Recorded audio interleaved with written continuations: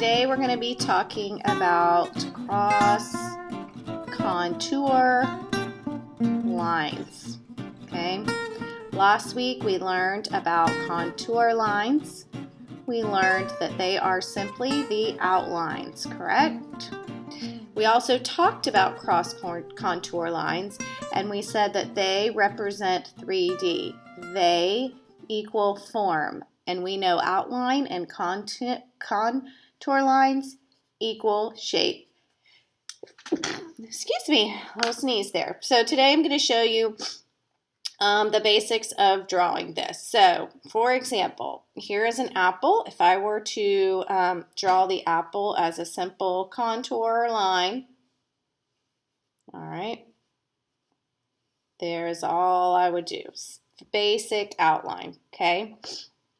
But we're today going to draw it in cross contour. So first I want to get it at an angle, and your angle is probably a little bit different from me just because of the camera. So I'm going to get it at an angle that I'm viewing, and I'm going to start with the contour. So I'm going to draw exactly what I see, just the outline. And remember, anytime we're sketching, I want you to notice I'm using very light, quick lines, okay? And then I've got my little stem, and it doesn't stick up very far from what I'm seeing. It's about even, all right? So you start with the contour. Now is where I'm going to add the contour lines, and our contour lines are actually defining this outer edge. And with an apple, it's kind of interesting because the lines, the color variation, almost seem to go that way naturally. So you'll notice that it goes down kind of deep right here by the stem. So I want to show that happening. So I'm going to start my lines kind of straight up like that, like they're going deep, and then they're going to curve around to this outer edge. It's almost like a flat and then up. Then they come. Now, as I move towards the center, you'll notice that they kind of switch direction, don't they?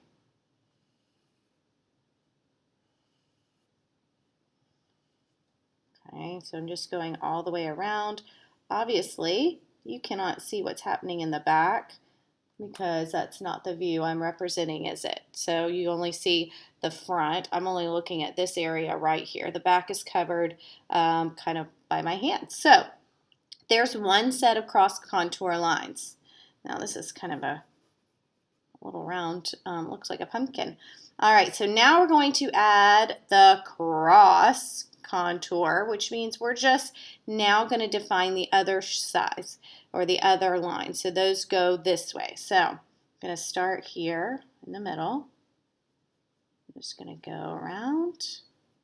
And as I get towards the front, you can see my lines should be getting a little bigger because I want to show that this portion of my apple is much wider than the back portion, which I'm trying to represent here.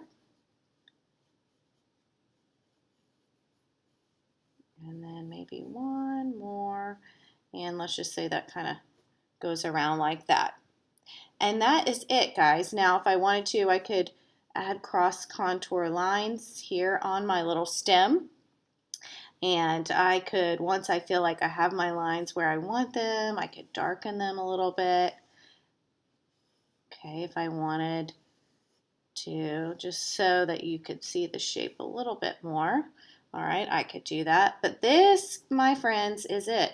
This is all, it's just using lines, which we just learned about, to cross in different ways to show the form of the object that we are drawing. Now, this could be a toilet paper roll. It could be a ruler. Ruler might be a little hard and challenging. This could be any object that you choose. But I do think that an apple is a fun one to start with, or an easier one to start with. So if you have this around your house, go ahead and start with that. You're going to practice this skill. I'm not expecting your apple to look like my apple by any means, but you'll get better and you'll learn to kind of really look at the shape of an object. So here's like a cylinder, another apple that we've done. I want you to notice that any object that you do, you should be able to, put a line of symmetry, drop it in half, and that also shows you the form. So we're going to be doing this in class, so you'll have plenty of time to practice in class or at home, and can't wait to see what you create.